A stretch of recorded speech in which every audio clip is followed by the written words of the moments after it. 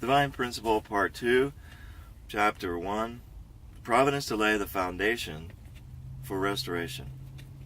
Section 1. The providence of restoration in Adam's family. Even though the fall resulted from human failure, God has felt responsible to save fallen humanity. Therefore, God immediately began his providence to restore fallen people by having Adam's family lay the foundation for the Messiah. Due to Adam's kinship of blood with Satan, he was in the midway position, relating with both God and Satan. For a fallen person standing in the midway position to be purified, come to God's side, and establish the foundation for the Messiah, he must fulfill a condition of indemnity. Consequently, for the providence of restoration to be accomplished in Adam's family, the members of his family had to make certain conditions of indemnity to restore the foundation of faith and the foundation of substance. On these two foundations, the foundation for the Messiah was to have been established, and the Messiah could have come to Adam's family. The foundation of faith. To restore through indemnity the foundation of faith, fallen people must set up an object for the condition. Due to his faithlessness, Adam lost the Word of God, which had been given him in order to fulfill the condition necessary to establish the foundation of faith. He fell to the position where he could no longer receive the Word of God directly. Consequently, in restoring the foundation of faith, Adam had to faithfully offer in a manner acceptable to God some object for the condition, substituting for God's Word. For Adam's family, this object was a sacrificial offering. To restore the foundation of faith, there must also be a central figure.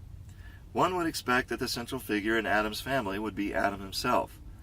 It would seem that Adam should have offered the sacrifice, and that whether or not he made the offering in an acceptable manner would have determined the success or failure in laying the foundation of faith.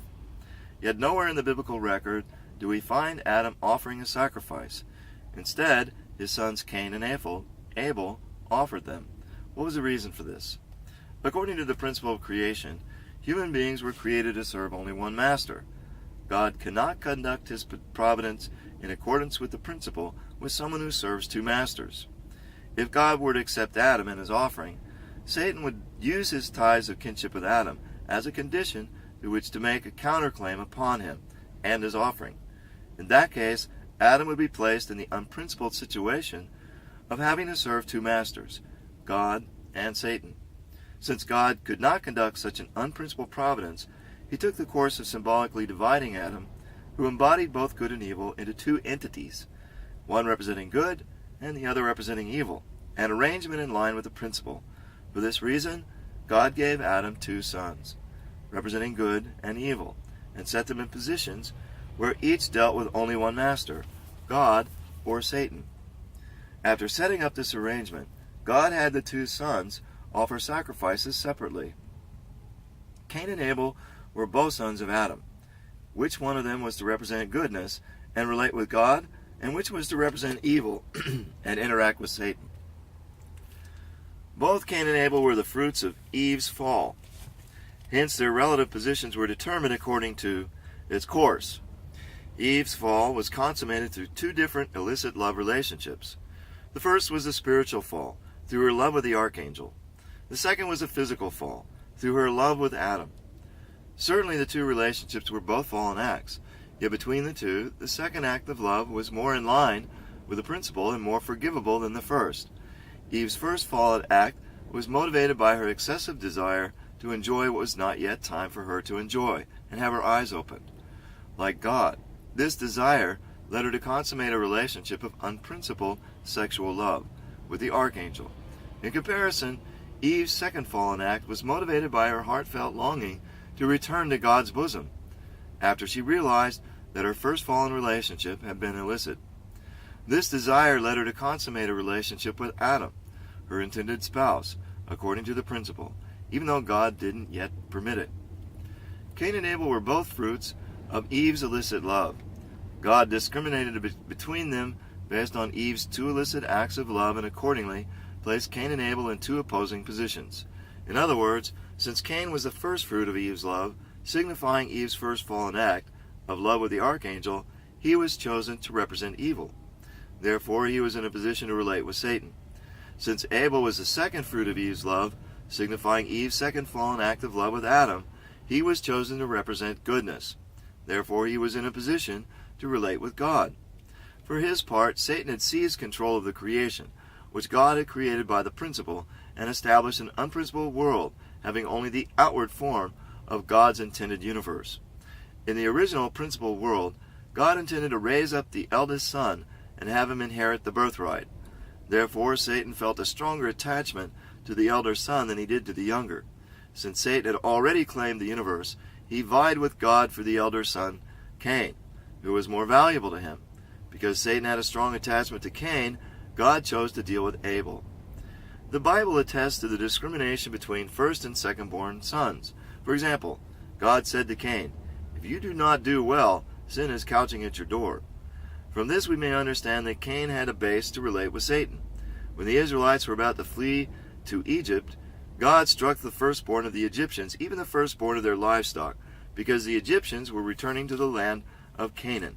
Only the Levites, who were in the position of the younger son, Abel, were allowed to carry the Ark of the Covenant.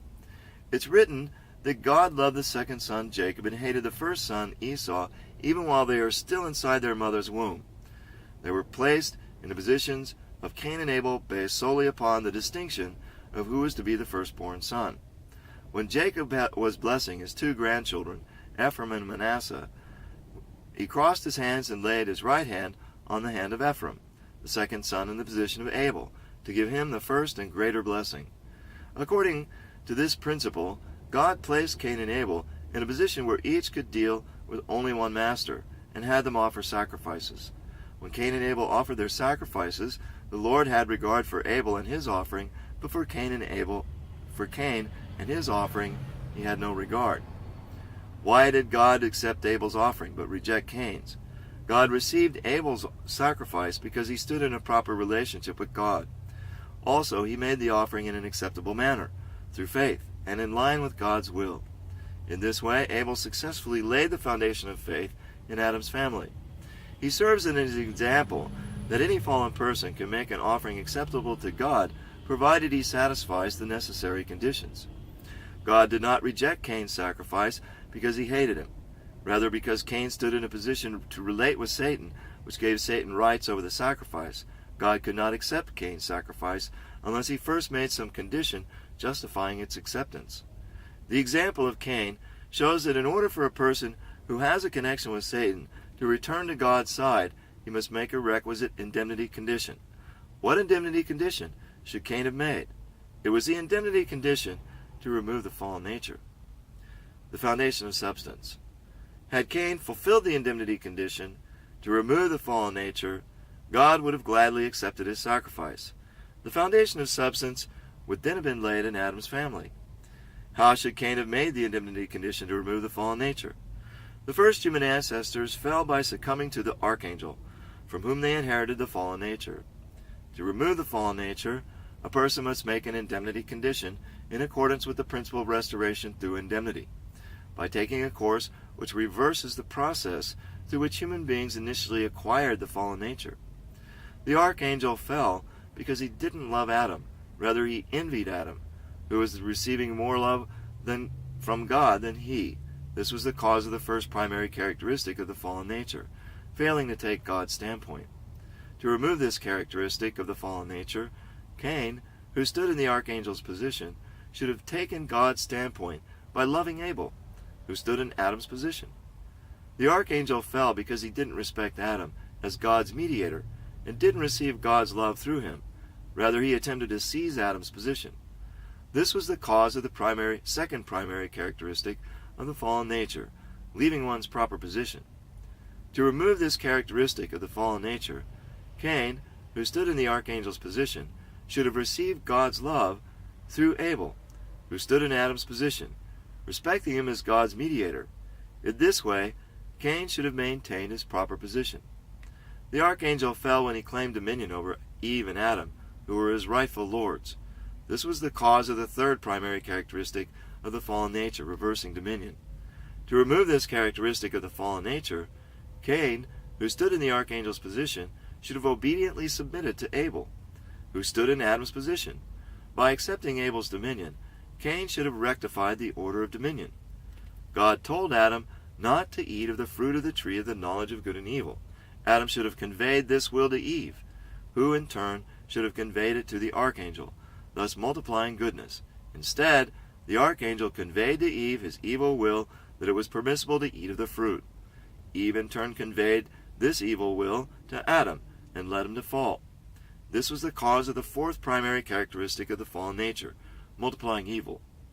To remove this characteristic of the fallen nature, Cain, who stood in the archangel's position, should have been receptive to the intentions of Abel, who stood closer to God and learned God's will from him. Thus Cain should have made a foundation to multiply goodness. There are many instances in human life which correspond to the situation of Cain and Abel. When we look up within ourselves, we find that our innermost mind delights in the law of God. It's in the position of Abel, while our body, which serves the law of sin, is in the position of Cain. We can become good only if our body obediently follows our mind, which directs us toward goodness. All too often, however, our body rebels against the mind's direction, and repeating by analogy Cain's murder of Abel. This is how evil grows within us.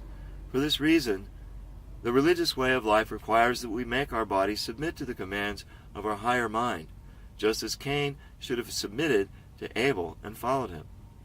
We can also see this in the practice of making offerings. Since we fell to the position of being deceitful above all things, the things of creation stand in the position of Abel. Hence, through offering them, we can go before God. To give another example, the universal tendency to seek out good leaders and righteous friends stems from our innermost desire to come before God through an Abel figure, who is closer to God. By uniting with him, we can come closer to God ourselves. The Christian faith teaches us to be meek and humble. By this way of life, we may meet our Abel figure and thus secure the way to go before God. In relationships at every level of society, from those between individuals to those at the level of families, communities, societies, nations, and the world, we find that one party is in the role of Abel and the other is in the role of Cain. In order to restore society at each level to the state originally envisioned by God, those in the Cain position should respect and obey those in the Abel position. Jesus came to this world as the Abel figure, to whom all of humanity should have submitted and followed. For this reason he said, "No one comes to the Father but by me." If Cain had yielded to Abel, and thus fulfilled the indemnity condition to remove the fallen nature in Adam's family, they would have established the foundation of substance. Together with the foundation of faith already laid, Adam's family would have established the foundation for the Messiah. The Messiah would then have come to them and restored the original four-position foundation. Instead, Cain killed Abel. Murdering Abel, Cain repeated the sin of the archangel. That is, he reenacted the very process which had given rise to the primary characteristics of the fallen nature. Adam's family thus failed to lay the foundation of substance. Consequently, God's providence of restoration through Adam's family could not be fulfilled. The foundation for the Messiah and Adam's family. The foundation for the Messiah is established by first restoring through indemnity the foundation of faith, then establishing the foundation of substance. With regard to their requisite sacrifices, the foundation of faith is restored by making an acceptable symbolic offering, and the foundation of substance is established by making an acceptable substantial offering. Let's examine the meaning and purpose of the symbolic offering and the substantial offering. The three great blessings, which are God's purpose of creation, were to be realized when Adam and Eve, having perfected their individual character, became husband and wife. They were to give birth to good children, raise a good family, and master the natural world. However, due to the fall, the three great blessings were lost. The way to restore them requires us to take the opposite course. First, we must establish the foundation of faith by making the symbolic offering, which fulfills a condition of indemnity for the restoration of all things, and a condition of indemnity for the symbolic restoration of people. Next, we must establish the foundation of substance by making the substantial offering, which fulfills an indemnity condition for the restoration of first the children and then the parents. On this basis, we can establish the foundation for the Messiah. We can consider the meaning and purpose of the symbolic offering in two ways. First, as discussed above, Satan gained dominion over the natural world through his domination of human beings. its rightful rulers. For this reason it's written, the whole creation has been groaning in travail. Thus, one purpose for making the symbolic offering of all things is to enable all things to stand as God's actual object partners in symbol. It fulfills an indemnity condition for the restoration of the natural world to its original relationship with God.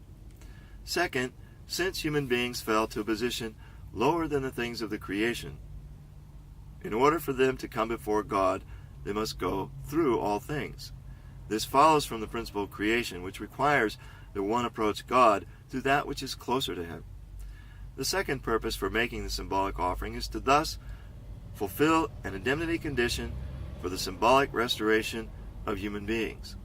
The substantial offering, on the other hand, is an internal offering, following the order of creation in which God created all things first and human beings afterwards. This internal offering to restore human beings can only be made on the basis of an acceptable symbolic offering.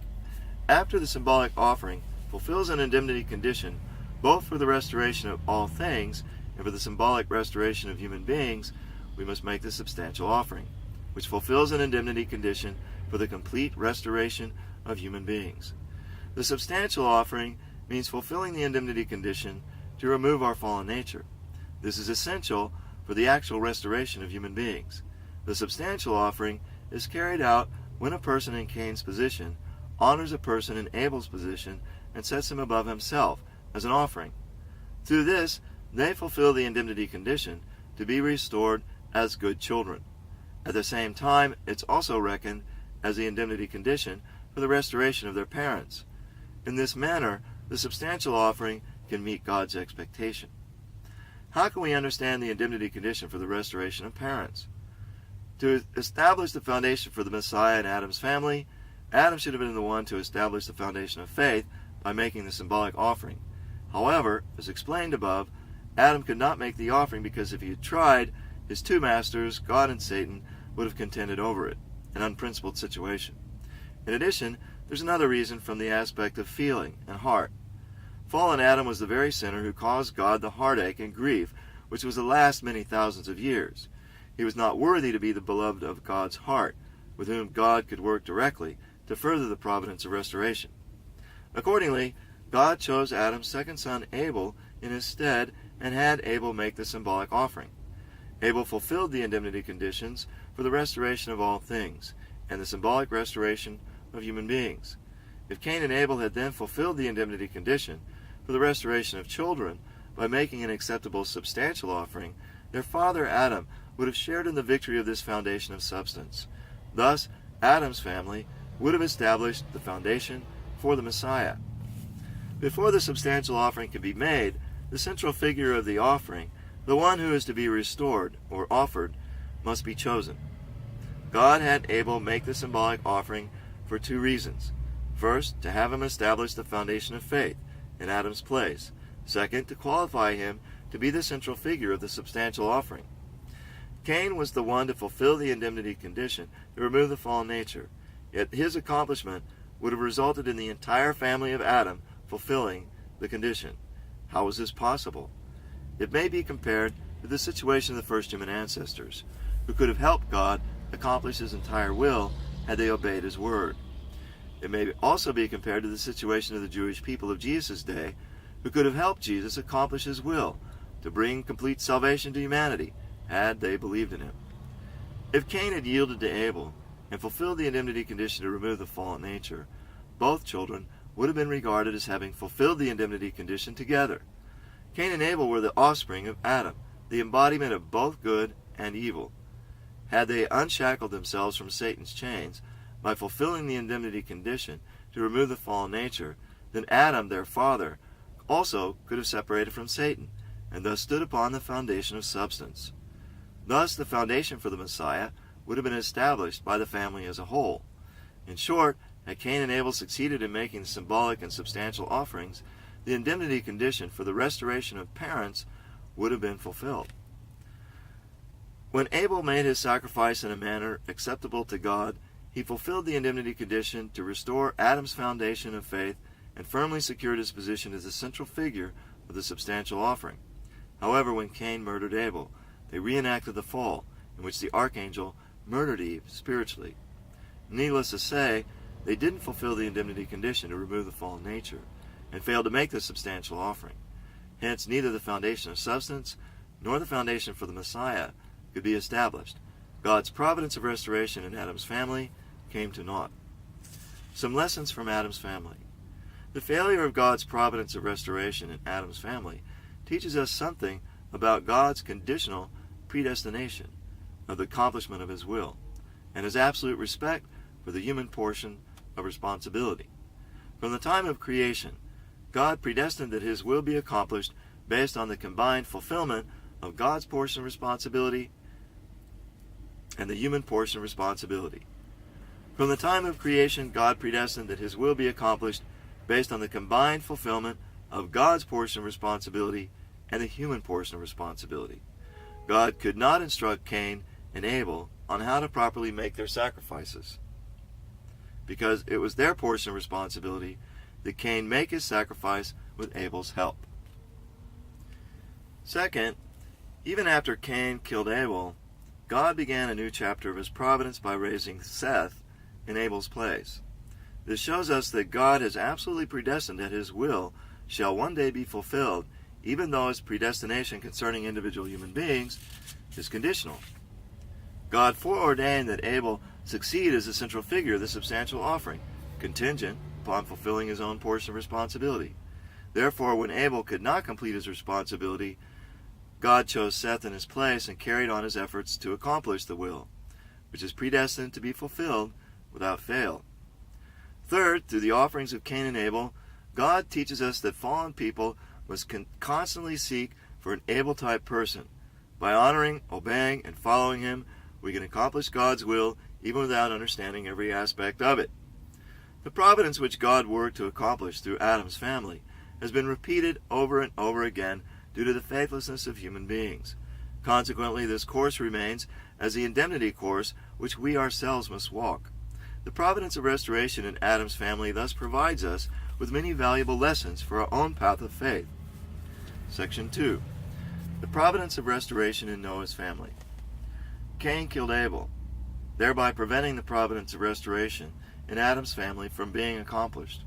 Nevertheless, God had predestined absolutely the fulfillment of the purpose of creation, and his will remained unchangeable. Hence, upon the foundation of the loyal heart which Abel demonstrated toward heaven, God chose Seth in his place. From among Seth's descendants, God chose Noah's family to substitute for Adam's family, and commenced a new chapter in his providence. It's written that God judged the world by the flood, and God said to Noah, I've determined to make an end of all flesh, for the earth is filled with violence through them. Behold, I'll destroy them with the earth. This shows us that Noah's time was the last days. God intended to accomplish the purpose of creation after the flood judgment by sending the Messiah upon the foundation laid by Noah's family. For this reason, Noah's family was responsible to fulfill the indemnity condition to restore the foundation of faith, and then the indemnity condition to restore the foundation of substance. They were to restore through indemnity the foundation for the Messiah, which Adam's family had failed to lay. The foundation of faith. The central figure for the foundation of faith. In the providence of restoration through Noah's family, Noah was the central figure to restore the foundation of faith. God called Noah 10 generations or 1,600 biblical years after Adam for the purpose of fulfilling the will which he had intended to realize through Adam. Accordingly, God bestowed his blessings upon Noah. Be fruitful and multiply, much as earlier he had bestowed the 3 great blessings upon Adam. In this sense, Noah was the second ancestor of humanity. Noah was called when the earth was filled with violence, enduring all kinds of derision and mockery. He worked for 120 years on a mountain to build the ark in absolute obedience to God's instructions. Upon this condition of faith, God could bring on the flood judgment centered on Noah's family. In this sense, Noah was the first father of faith, although we commonly regard Abraham as a father of faith. In fact, Noah was to have had that honor. As we shall see, it was due to his son Ham's sinful act that the mission of the father of faith was transferred from Noah to Abraham. In the case of Adam, it was explained that although he should have been the central figure to restore the foundation of faith, he couldn't offer the sacrifice himself. Noah's situation was different. He was called by God upon the foundation of Abel's loyal and faithful heart in making an acceptable symbolic offering. In regard to his lineage, Noah was a descendant of Seth, who had been chosen to replace Abel. Furthermore, Noah was a righteous man in the sight of God. For these reasons, he was qualified to make the symbolic offering to God by building the ark. The object for the condition in restoring the foundation of faith. The object for the condition by which Noah was to restore the foundation of faith was the ark. The ark was full of symbolic significance.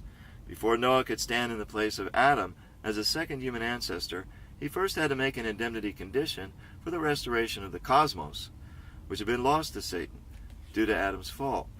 Hence, the object for this condition, which Noah had to offer in an acceptable manner, should symbolize the new cosmos. He offered the ark as this object. The ark was built with 3 decks, symbolizing the cosmos, which had been created through the 3 stages of the growing period.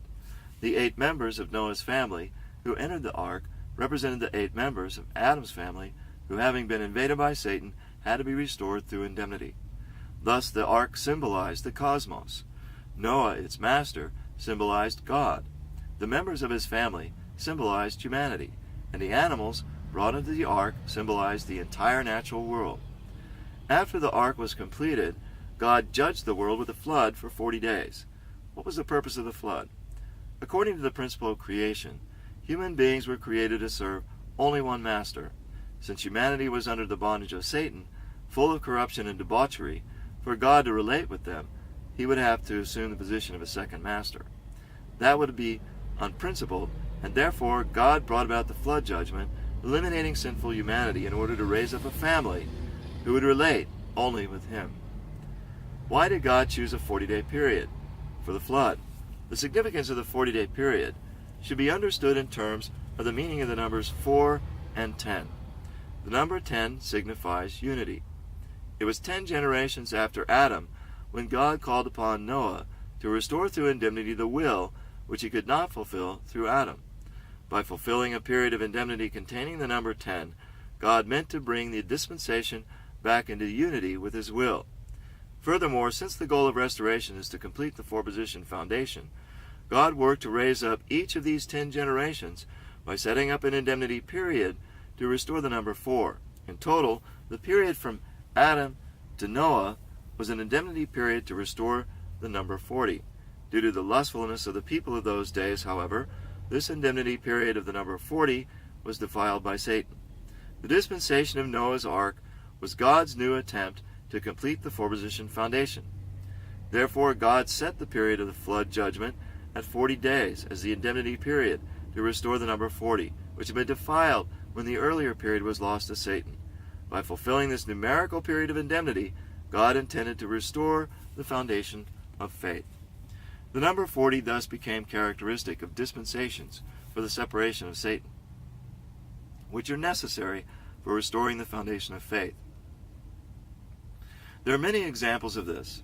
Noah's 40-day flood, the 400 years from Noah to Abraham, the Israelites' 400 years of slavery in Egypt, Moses' 2 40-day fasts, the 40 days of spying in Canaan, the Israelites' 40 years of wandering in the wilderness, the 40-year reigns of King Saul, King David, and King Solomon, Elijah's 40-day fast, Jonah's prophecy that Nineveh would be destroyed in 40 days, Jesus' 40-day fast, and prayer in the wilderness, and the 40-day period from Jesus' resurrection to his ascension. In the Bible we read that at the end of the 40 days of rain, Noah sent forth from the ark a raven and a dove. Let's examine what future providential situations this foreshadowed. As it is written, surely the Lord God does nothing without revealing his secret to his servants, the prophets. By building the ark and passing through the 40-day flood judgment, Noah fulfilled an indemnity condition for the restoration of the cosmos. The flood corresponds to the period of chaos before the creation of the universe, when the Spirit of God was moving over the face of the waters. Accordingly, the works which God performed around the ark at the end of the 40-day flood symbolized the entire course of history, following God's creation of heaven and earth. What was foreshadowed when Noah sent forth the raven, which circled about looking for a place to land until the waters subsided, It signified that Satan would be looking for a condition through which he could invade Noah's family, just as the archangel vied for Eve's love soon after the creation of human beings, and just as Satan couched at the door, looking for an opportunity to invade the offerings of Cain and Abel. What was foreshadowed when Noah sent forth the dove 3 times. Although it's written in the Bible that Noah sent out the dove to see if the water had subsided, that wasn't the only purpose. Certainly Noah could have looked out the opening from which he set forth the dove to examine the situation himself. The sending forth of the dove had a deeper significance, connected with the mysterious will of God. 7 days after God proclaimed the flood judgment through Noah, the flood began. 40 days later, the dove was first sent out. It flew about, but then returned to the ark because it found no place to land, and Noah took it back inside. The dove, when it was sent out for the first time, represented the first Adam. God created Adam with the hope that his ideal of creation, which he had cherished from before time, would be realized in Adam as the perfect incarnation of the divine ideal on earth. Due to Adam's fall, however, God could not realize the divine ideal on earth through him. God thus had to withdraw his ideal from the earth for a time and postpone its fulfillment to a later date. 7 days later, Noah sent forth the dove a second time. Still the water had not yet dried up, and again the dove returned. This time it carried in its mouth an olive leaf, indicating that there would be a place for it to land the next time. The dove, when it was sent out the second time, symbolized Jesus, the second Adam, whose coming would be God's second attempt to realize a perfect incarnation of the divine ideal on the earth. These verses foreshadowed that if the chosen people were to disbelieve in Jesus at his coming, then he would have nowhere to lay his head, and thus would not be able to realize God's complete will on the earth. In that situation, Jesus would have to go to the cross and return to God's bosom, leaving behind the promise of the second advent. The dove returned to the ark because the water had not yet dried up. By analogy, had more of the Jewish people faithfully attended Jesus, he would have found a secure place to stand among them. He would not have been crucified, and would have gone on to build the kingdom of heaven on earth. Another 7 days had passed. Noah sent out the dove for the third time. This time the dove didn't return to the ark, for the ground was dry. The dove, when it was sent out the third time, symbolizes Christ at the second advent, who is to come as the third Adam. This foreshadowed that when Christ comes again, he'll surely be able to realize God's ideal of creation, which will never again be withdrawn from the earth. When the dove didn't return, Noah finally disembarked from the ark and walked upon the earth, which had been purged of sin and made new. This foreshadowed that when the ideal of creation is realized on the earth through the work of the third Adam, the New Jerusalem will descend from heaven, and the dwelling of God will be with men. The foreshadowing in this story should be interpreted in light of the principle explained earlier. God's providence of restoration may be prolonged if the person entrusted with the providence fails in his responsibility. Due to Adam's faithlessness and failure to complete his responsibility, Jesus had to come as a second Adam. Furthermore, if the Jewish people were to disbelieve Jesus and thus fail to complete their responsibility, Christ would certainly have come again as a third Adam. Just as the creation of heaven and earth took a 7-day period, the 7-day intervals for sending forth the dove indicate to us that the restoration of heaven and earth requires certain providential periods of time. The foundation of substance. Noah successfully restored through indemnity the foundation of faith by fulfilling the dispensation of the ark, and thereby making a symbolic offering acceptable to God. In doing so, Noah fulfilled both the indemnity condition for the restoration of all things and the indemnity condition for the symbolic restoration of human beings. Upon this foundation, Noah's sons, Shem and Ham, were then to have stood in the position of Cain and Abel respectively. Had they then succeeded in the substantial offering by fulfilling the indemnity condition to remove the fallen nature, they would have laid the foundation of substance. For Noah's family to make an acceptable substantial offering, Ham, Noah's second son, was to restore the position of Abel, Adam's second son. He was supposed to become the central figure of the substantial offering, just as Abel was the central figure of his family's substantial offering. In Adam's family, Abel had successfully made the symbolic offering Adam's place, to restore through indemnity the foundation of faith, and to be qualified as the central figure of the substantial offering. In the case of Noah's family, it was Noah, not Ham, who made the symbolic offering. Therefore, for Ham to stand in the position of Abel, as one who has succeeded in making the substantial offering, or the symbolic offering, he had to become inseparably one in heart with his father Noah. Let's examine how God worked to help Ham become one in heart with Noah. The Bible reports that when Ham saw his father lying naked in his tent, he felt ashamed of Noah and took offense. Ham stirred up the same feelings in his brothers, Shem and Japheth. Swayed by Ham to feel ashamed of their father's nakedness, and turning their faces so as not to behold the sight, they walked backwards and covered their father's body with a garment.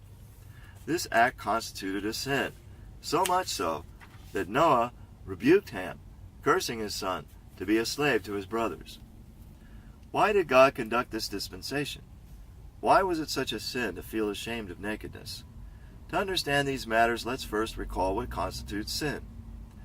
Satan cannot manifest his powers, including the power to exist and act, unless he first secures an object partner with whom he can make a common base and engage in reciprocal relationship of give and take. Whenever a person makes a condition for Satan to invade, it means that he has allowed himself to become Satan's object partner, thereby empowering Satan to act. This constitutes sin.